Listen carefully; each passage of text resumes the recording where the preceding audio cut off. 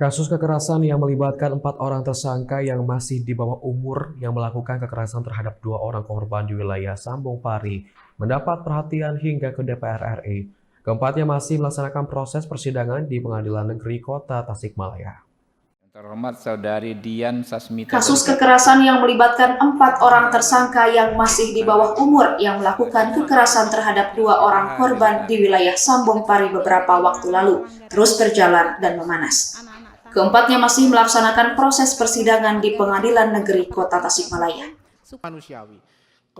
Namun, para orang tua keempat pelaku ini masih tidak menerima karena yakin bahwa anak mereka adalah korban salah tangkap. Bahkan kasus ini sampai mendapat perhatian pusat.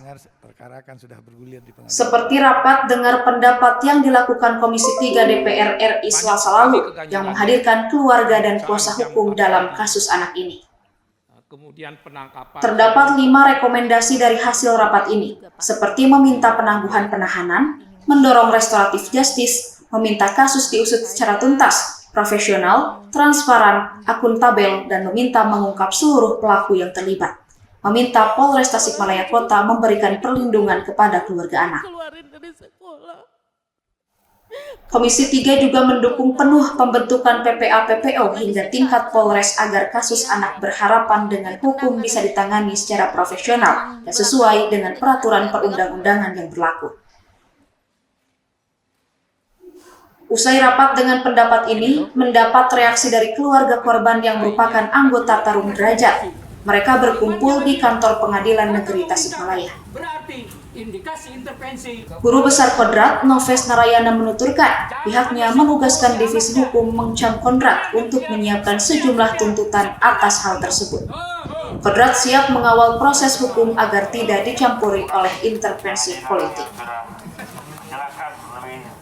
Dan memberikan semangat bagi kita, karena mereka juga bergerak kemana-mana dan menyebutkan tanpa dasar, ya, yang menyebut Tarung Derajat ada pengepungan, ada pengancaman dan lain sebagainya.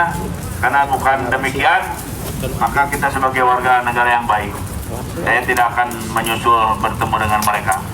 Buat apa di sini saya ada divisi hukum advokasi dari Pengcam Kodrat. Saya tugaskan kepada kamu ini untuk mempersiapkan tuntutan.